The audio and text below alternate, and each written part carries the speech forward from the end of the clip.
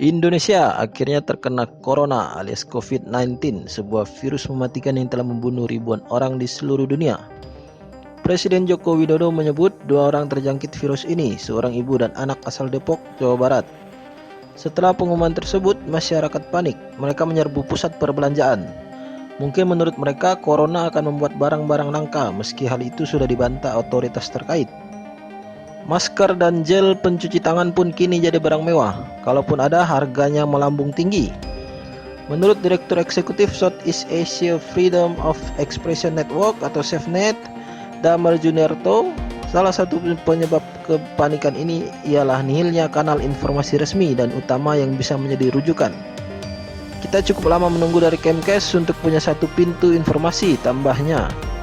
Kementerian Kesehatan punya situs infeksi emerging.kemkes.go.id, sementara KSP di ksp.go.id/waspada corona. Kedua situs ini tampil seadanya dan tidak terhubung. Sebagai pembanding, situs resmi Cina relatif lengkap dan informasinya selalu diperbarui. Mereka juga menyertakan penyangkalan terhadap hoaks yang beredar.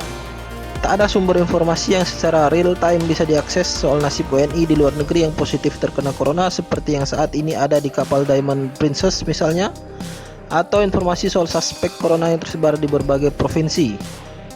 Di RSPI saat ini ada 6 orang berstatus suspek. Tak ada pula sumber informasi terkait WNA yang terkena corona setelah singgah dari Indonesia. Sebagian besar informasi berasal dari para pejabat yang ditayangkan oleh media massa. Masalahnya, tidak semua peristiwa ada kabar terbarunya setiap hari. Di Indonesia, masyarakat dicekoki informasi dari banyak corong, kata Damar. Mulai dari yang kredibel sampai yang tidak. Padahal merujuk temuan tim Aiskom Info, hoaks tentang kesehatanlah yang paling banyak menyebar di internet dengan jumlah kasus sebanyak 401, hanya kalah dari hoaks tentang politik dengan 973 kasus dan pemerintahan dengan 743 kasus. Menurut Damar, kepanikan bisa diredam jika sejak awal pemerintah memiliki kanal resmi yang menerangkan seluk-beluk virus yang masih satu jenis dengan MERS dan SARS itu, cara pencegahannya dan penanganan pemerintah. Makin kaya informasi ada dalam satu situs, makin baik pula bagi warga. Ketua DPP Masyarakat Hukum Kesehatan Indonesia atau MHKI, Mahesa Paranadipa, mengatakan kesimpang siuran informasi soal corona justru juga datang dari pemerintah. Misalnya, keterangan Kementerian Kesehatan sebagai perwakilan pemerintah pusat malah tidak selaras dengan pemerintah daerah. Ia juga menyayangkan sampai saat ini belum ada rapat koordinasi antara Kemenkes dengan kepala daerah. Mahesa berharap informasi soal corona dapat terpusat di Kementerian Kesehatan, usul yang juga disepakati Damar Juniarto. Situs yang saat ini tersedia sama sekali tidak cukup.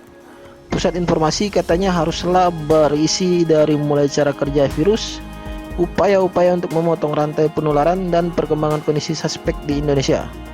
Dengan bertambahnya korban, apa yang akan pemerintah lakukan secara konkret untuk menyelesaikan problem global ini patut untuk kita nantikan bersama.